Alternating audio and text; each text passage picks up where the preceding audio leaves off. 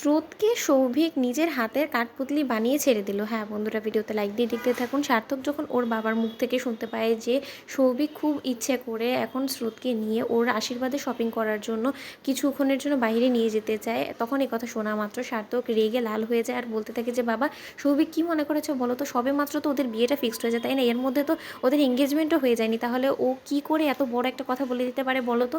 এ কথা বলা মাত্র সার্থকের বাবা বলতে থাকে যে এটা তো খুবই নর্মাল বিষয়, তাই না? আজকালকার দিনে প্রেমিকারা কি কোথাও ঘুরতে যায় না? তখন কি তারা বাড়িতে পারমিশন নিয়ে যায় বলো তো? এখনকার যুগে এরকম একটু একটু চলেই। সার্থক, তোমার তো কেন গায়ে জ্বালা ধরে যাচ্ছে বলো তো?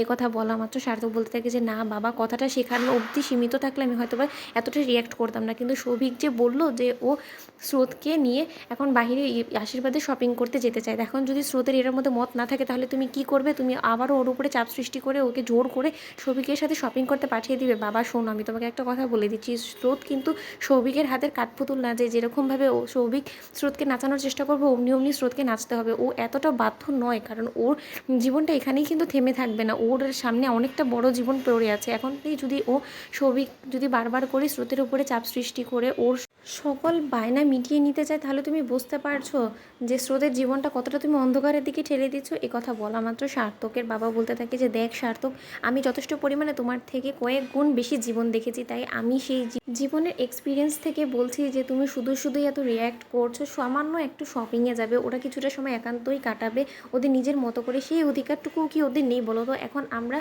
যদি মডার্ন যুগে বাস করে আদিকালের যদি চালচলন আমরা এখনও পর্যন্ত পোষণ করে থাকি, তাহলে তোমার কি মনে হয় সত্যকার অর্থে সেটা আমাদেরকে স্যুট করবে? এ কথা বলা মাত্র সার্থক বলতে থাকে যে তোমার মডার্ন কালচার তোমাকে কি বলে সে সম্পর্কে আমার জেনে কোনো লাভ নেই, কিন্তু আমি একটা কথা বাবা তোমাকে বলে দিচ্ছি যে এই জিনিসটার জন্য স্রোত মোটেও রাজি হবে না। আর আমি তোমার কাছে দু হাত জোর করে বলছি, প্লিজ তুমি সৌভিকের সাথে একা এরকমভাবে স্রোতকে দিয়ে দিও না, কারণ স্রোত মোটেও সৌভিকের সাথে কমফোর্টেবল হবে না। তুমি দেখোনি সেদিন মেয়ের চোখ মুখটা দেখেছিলে তুমি সেদিন, যে ওর কীরকম অবস্থা হয়ে গিয়েছিল সৌভিকের সংস্পর্শে যাওয়া মাত্রই।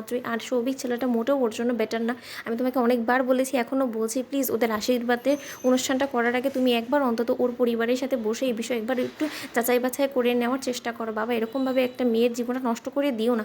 তখন সার্থকের বাবা বলতে থাকে যে বাবারে বাবা, তোমার সাথে কথা বলে তোমার সাথে যুক্তি খাটিয়ে আমি কোনো কিছুই পারবো না। সার্থক, তুমি যেখানে যাচ্ছিলে তুমি বরঞ্চ সেখানেই যাও। ওদিকে সার্থক কলেজে যাওয়া মাত্রই স্রোতকে শাসিয়ে বলতে থাকে যে দেখো স্রোত, আমি তোমাকে একটা কথা বলে দিচ্ছি, যদি সৌভিক তোমাকে ফোন করে বিরক্ত করে বা এরকম কিছু অফার করে যে না ও তোমাকে নিয়ে বাইরে রেস্টুরেন্টে কিছুটা সময় একান্ত কাটানোর জন্য নিয়ে যেতে চায়, তাহলে তুমি কিন্তু খবরদার রাজি হবে না, কারণ সৌভিকের মতন ছেলের উপর আমার মোটেও বিশ্বাস নেই। কখন কি করে বসে, তুমি একা থাকলে তখন কিন্তু তুমি ওর হাত থেকে কোনো মতে পার পাবে না। একথা বলা মাত্র সার্থককে স্রোত বলতে থাকে যে কেন স্যার, এরকম কোনো কিছু হওয়ার কি সম্ভাবনা আছে? তো বন্ধুরা, ভিডিওটি ভালো লাগলে শেয়ার করে সাবস্ক্রাইব করতে ভুলো না।